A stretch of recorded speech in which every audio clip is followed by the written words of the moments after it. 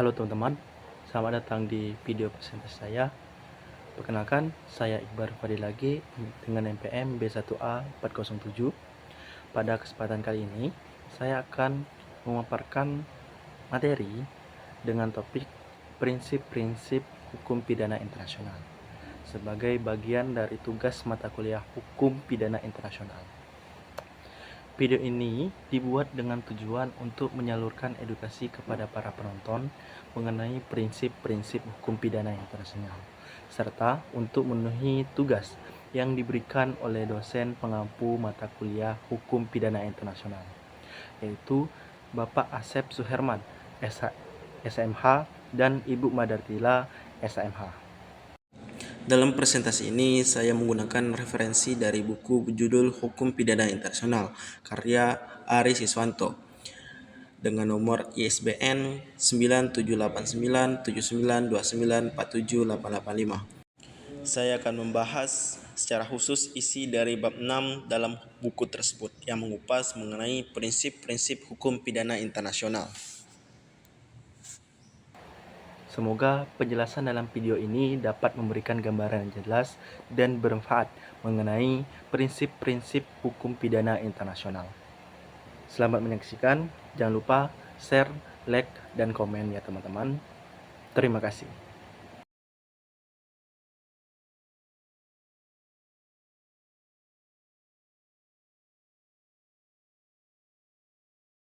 Bagian bab ini memiliki fondasi dari perspektif M. Syarif Basyauni yang mengatakan hukum pidana internasional pada hakikatnya merupakan hasil konvergensi antara dua disiplin ilmu yang berbeda, namun saling melengkapi, yaitu hukum pidana dan hukum internasional.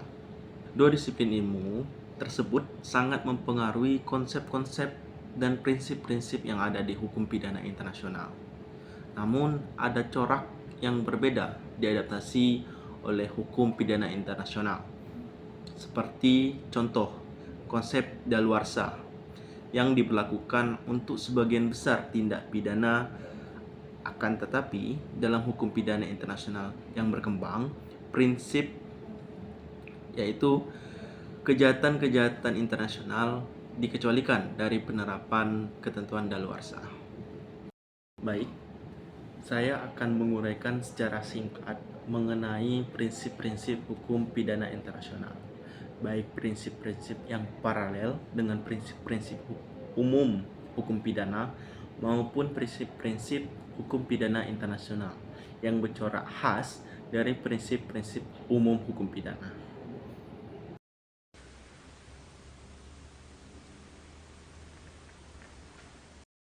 Asas ini merupakan salah satu prinsip dasar yang ada di hukum pidana. Ia menggambarkan asas legalitas yang menjadi salah satu prinsip yang membela warga masyarakat dari sekehendak hati pembentuk undang-undang. Sesuai dengan yang tertulis, asas ini berarti tiada kejahatan, tiada hukuman tanpa hukum. Makna asas tersebut, suatu perbuatan menjadi tindak pidana yang pelakunya dapat dijatuhkan hukuman hanya kalau sebelum perbuatan itu dilakukan sudah ada hukum yang menyatakan demikian. Dengan demikian, asas ini memiliki kaitan yang erat dengan prinsip non-retroaktif yang pada dasarnya melarang pemberlakuan hukum secara surut. Perbuatan manusia dibatasi oleh hukum. Di dalam konteks hukum pidana, limitasi tersebut disertai sanksi yang membawa derita. Dianggap tidak adil jika tindakan seseorang yang dilakukan pada waktu belum ada hukum yang melarang belakangan dianggap melanggar hukum yang dibuat dan diberlakukan surut. Dianggap adil jika apabila larangan untuk melakukan sesuatu perbuatan dan juga ancaman pidana terhadap perbuatan itu sudah diatur pada saat perbuatan dilakukan. Apabila tindak pidana serta ancaman pidananya sudah diatur, maka seseorang melakukan tindak pidana, hal tersebut dianggap adil sebab sudah diatur di dalam aturannya. Prinsip ini juga sebagai sumber dari norma hukum yang melarang penguasa untuk menerapkan hukum secara retroaktif dan dianggap sebagai salah satu bentuk transparansi otoritas yudisial.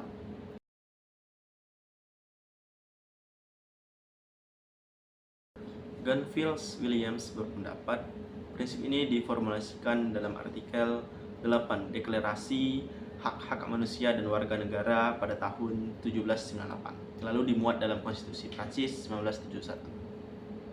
Prinsip ini meluas di Eropa pada akhir abad 18, lalu diadopsi oleh Amerika Serikat dan tertuang dalam artikel 1 bagian 9 paragraf 3. Walaupun begitu, sarjana pada masa lampau seperti Thomas Hobbes sudah memiliki pemikiran atas prinsip ini.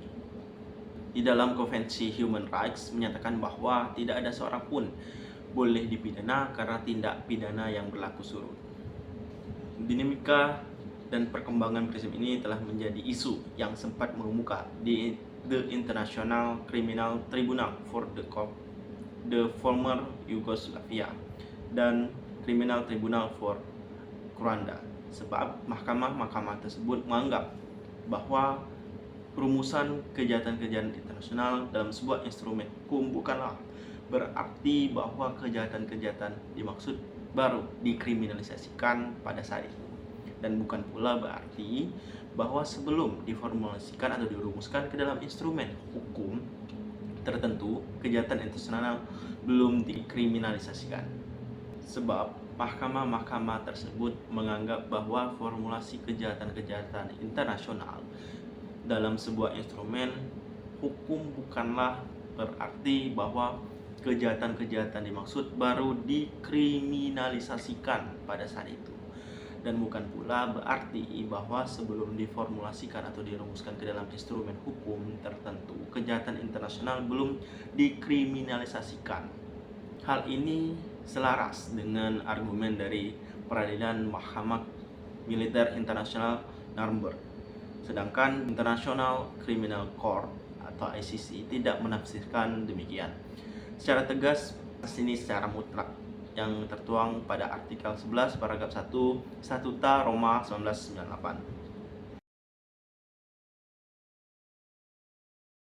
Secara domestik, prinsip bahwa seseorang harus bertanggung jawab atas kesalahan yang dilakukan merupakan prinsip yang sudah melembaga dalam hukum pidana. Dalam hukum pidana internasional, beban tanggung jawab hukum kepada individu menjadi hal yang relatif baru. Sebab dalam hukum internasional klasik memperhatikan bahwa negara merupakan salah satu subjek hukum yang dapat dibebankan hak dan kewajiban hukum. Dengan demikian, ketika suatu negara melakukan kesalahan, maka negara tersebut bertanggung jawab terhadap negara lain yang merasa dirugikan. Pada abad 5 sebelum Masehi, pada masa Yunani, prinsip ini telah dikenal pada masa tersebut. Mahkamah Militer Internasional Nuremberg menegaskan prinsip ini secara konsisten dalam hukum pidana internasional. Prinsip ini memaksudkan supaya pelaku kejahatan internasional mengemban tanggung jawab secara personal atas kejahatan internasional yang dilakukan, terlepas pelaku kejahatan internasional memiliki jabatan formal, tidak menghalangi pelaku kejahatan internasional untuk diadili. Melalui prinsip ini, kejahatan internasional yang dilakukan secara kelompok dapat dibebankan secara individu.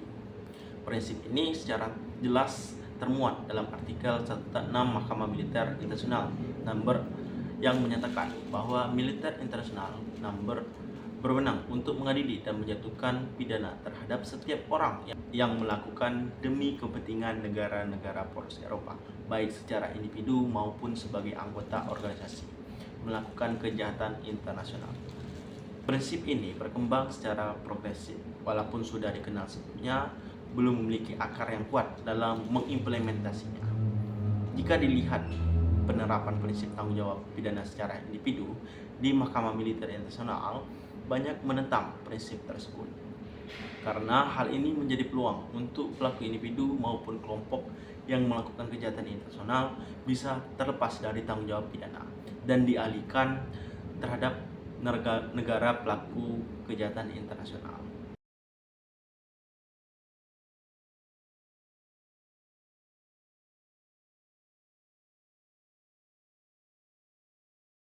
Kedudukan pelaku memiliki hubungan yang erat dengan prinsip tanggung jawab pidana secara individu. Prinsip ini secara sederhana memaksudkan ketika terjadi peristiwa kejahatan internasional, pelaku kejahatan internasional dipandang sebagai agen moral yang memiliki kemampuan untuk memilah mana yang baik, mana yang buruk. Dengan demikian, terlepas pelaku memiliki unsur politik berupa jabatan, kedudukan, dipandang tidak relevan dalam konteks penegakan hukum pidana internasional. Prinsip ini berkembang sangat progresif dalam hukum pidana internasional. Sebab ketika pelaku kejahatan internasional merupakan agen dari pemerintah maupun negara, maka pelaku yang harus dibebankan pertanggungjawaban pidana dan bukan dialihkan kepada negara pelaku. Dengan demikian, pertanggungjawaban pidana yang dilakukan pelaku dapat merepresentasikan tindakan sebuah negara.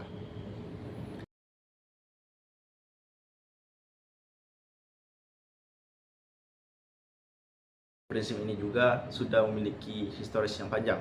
Pada kedudukan Raja Charles ke-7 tahun 1439 membentuk peraturan yaitu hukum Prancis yang terdapat prinsip tanggung jawab komando atau atasan. Dengan demikian, komando atau atasan dari anak buahnya harus mengikuti sebuah rangkaian proses hukum hingga menerima sanksi atas pelanggaran yang dibuatnya. Salah satu kasus yang menerapkan prinsip itu dikenal sebagai Chongqing Massacre yang mengakibatkan sekitar 5.000 orang tewas. Yamasita juga melancarkan pembersihan di Yamasita Alexandra kekuasaan wilayah Inggris yaitu Malaya dan Singapura pada tahun 1942. Pada bulan Februari, Inggris menyerahkan wilayah Malaya dan Singapura ke tangan Jepang. Yamasita melakukan pembersihan kepada warga Cina di Singapura.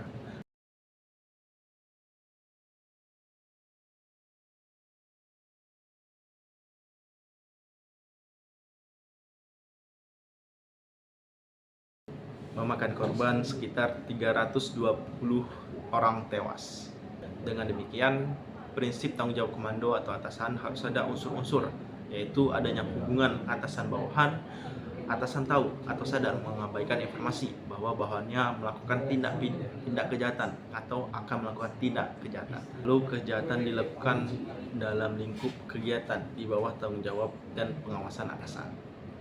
Selanjutnya, atasan gagal untuk mengambil keputusan yang perlu dan masuk akal untuk mencegah kejahatan atau menindak kejahatan. Prinsip ini merupakan salah satu prinsip yang dapat ditemukan dalam berbagai hukum pidana nasional negara-negara. Melihat prinsip ini, hak negara untuk mengenakan pidana terhadap pelaku tindak pidana secara teknis dianggap gugur setelah melewati waktu tertentu. Prinsip ini sangat penting supaya proses hukum di negara tidak memakan waktu yang banyak dan tidak terjadi penundaan. Namun jika dilihat dari perspektif lain, pelaku dapat berpeluang untuk terjadi impunitas. Impunitas merupakan kondisi di mana pelaku tindak pidana internasional tidak diproses oleh otoritas yang memiliki yurisdiksi untuk memproses dalam waktu tertentu. Dengan demikian, melalui kebiasaan internasional seperti klaus maka prinsip daluarsa yang disidangkan tidak diterapkan dalam kondisi impunitas. Walaupun sudah ada instrumen hukum internasional yang memuat prinsip ini dalam pengecualian penerapan daluarsa terhadap kejahatan perang dan kejahatan terhadap kemanusiaan dalam implementasi negara-negara, tentang hal ini sangat bervariasi.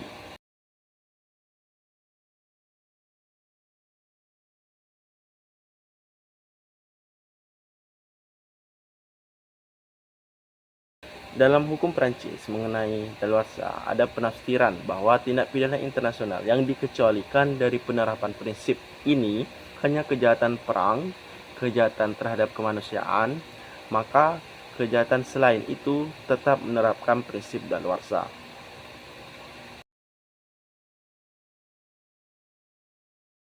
Prinsip ini dikenal juga dengan presumption of innocence, yang merupakan salah satu prinsip utama dalam hukum pidana. Prinsip ini dianggap sebagai alat untuk melindungi individu terhadap kesewenang-wenangan penguasa. Sebab prinsip ini menghendaki supaya setiap orang yang disangkakan melakukan tindak pidana harus dianggap tidak bersalah hingga ada putusan pengadilan yang ingkrah atau berkekuatan hukum tetap.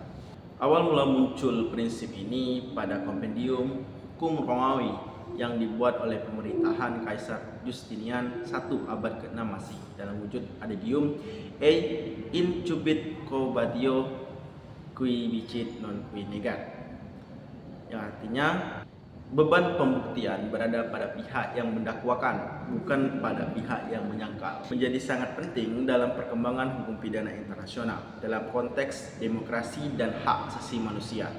Maka secara eksplisit dimuat dalam berbagai instrumen hak asasi manusia dan konstitusi negara-negara.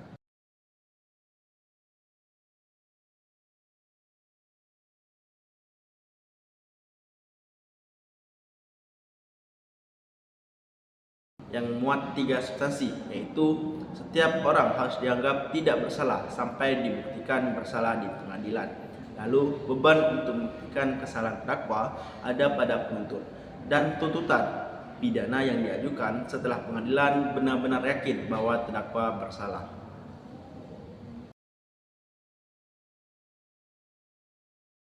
Prinsip ini secara substansial dilatar belakangi oleh beberapa dasar. Asas ini sangat erat dengan gagasan bahwa putusan pengadilan bersifat mengikat.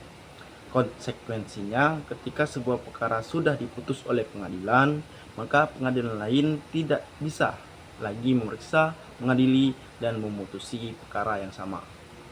Sebab tindakan tersebut merefleksikan pengabaian terhadap putusan pengadilan sebelumnya pada tingkat yang sama. Lalu perspektif penuntutan, asas ini mendorong penuntut supaya melakukan case building secara cermat dan hati-hati. Sebab ketika seorang terdakwa diputus bebas oleh pengadilan karena tidak kehati-hatian penuntut umum, usaha untuk menuntut ulang akan terbentur dengan asas nullum crimen nullum poena sine lege. Prinsip ini sangat urgen dalam mewujudkan perlindungan terhadap hak dasar individu dengan penguasa, sehingga dimuat secara eksplisit di dalam berbagai instrumen hak asasi manusia. Prinsip ini tidak akan dianggap apabila berlaku kalau penegakan hukum dilakukan di dua negara yang berbeda atau lebih. Hal ini menjadi rasional jika melihat realita bahwa pengadilan setiap negara pada dasarnya merupakan atribut kedaulatan negara yang tidak patuh pada kedaulatan negara lain. Prinsip ini merefleksikan bahwa peradilan atau pengadilan suatu negara yang mengadili belakangan terikat atau tunduk pada putusan pengadilan negara lain yang mengadili terdahulu. Prinsip ini menjadi pembahasan yang sangat penting mengingat bahwa terhadap satu perbuatan yang sama dapat terjadi yurisdiksi paralel antara pengadilan nasional dengan pengadilan internasional. Dalam prinsip ini menyatakan bahwa pengadilan internasional adalah pengadilan yang terakhir atau a court of last resort, sehingga posisinya terhadap pengadilan nasional adalah melengkapi atau komplement, bukan sebagai pengganti atau suplen. Secara implisit, prinsip ini mengakui bahwa setiap negara melalui pengadilan nasional memikul tanggung jawab untuk memproses, mengadili, dan memutuskan kejahatan internasional yang masuk ke wilayah yurisdiksinya.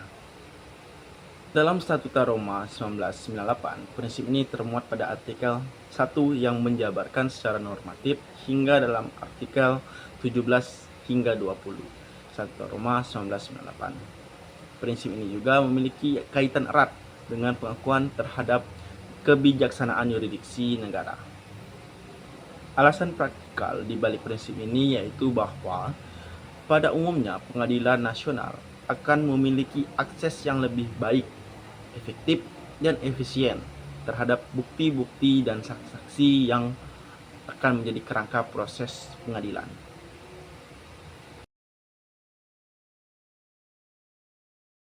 Prinsip pidana dalam hukum pidana internasional belum terlalu berkembang jika dibandingkan pada sistem peradilan pidana nasional yang didasarkan oleh filosofi pemidanaan yang konkret dan tujuan pemidanaan.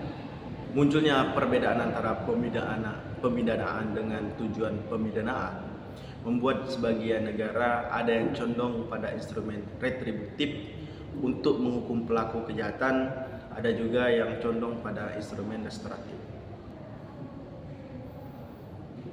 Jika melihat sejarah pada Mahkamah Internasional dan Tokyo yang menggunakan pemidanaan hukuman mati pada kejahatan internasional, ancaman pidana dimuat dalam artikel 27 Piagam Mahkamah Militer Internasional Nuremberg dan artikel 16 Piagam Militer Internasional Tokyo.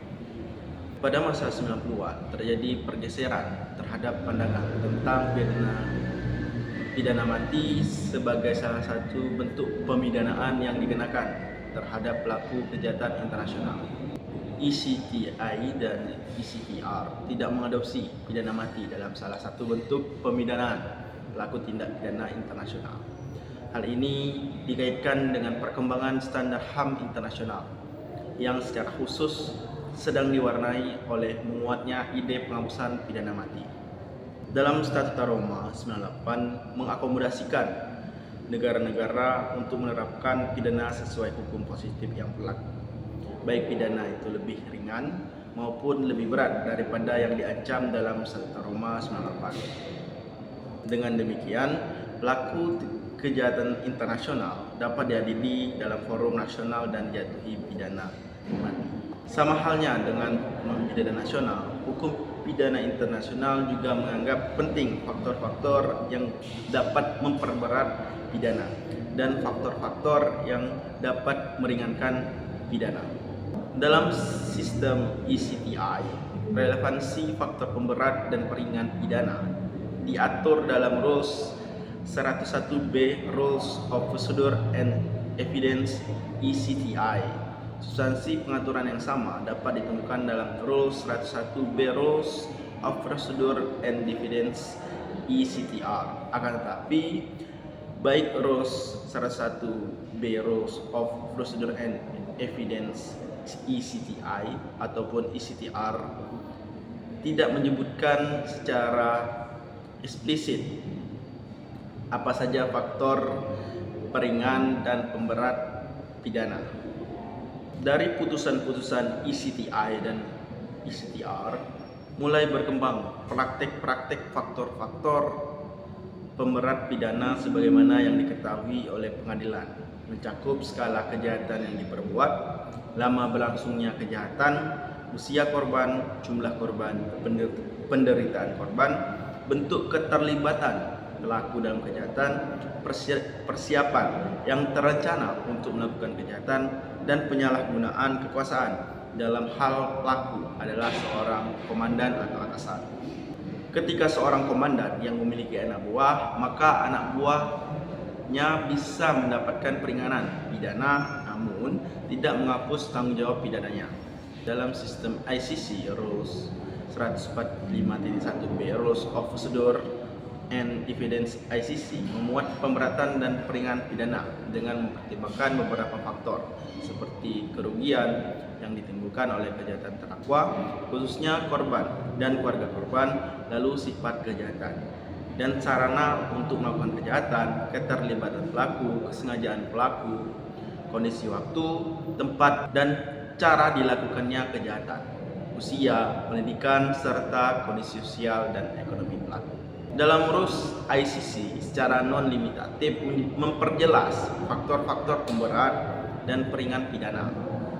Faktor yang meringankan pidana yaitu keadaan yang dapat dijadikan dasar untuk meniadakan pertanggungjawaban pidana seperti ketidakcakapan mental, lalu perilaku terdakwa setelah terjadinya kejahatan, termasuk upayanya untuk memberikan kompensasi kepada korban dan adanya etikat baik untuk bekerja sama dengan ICC.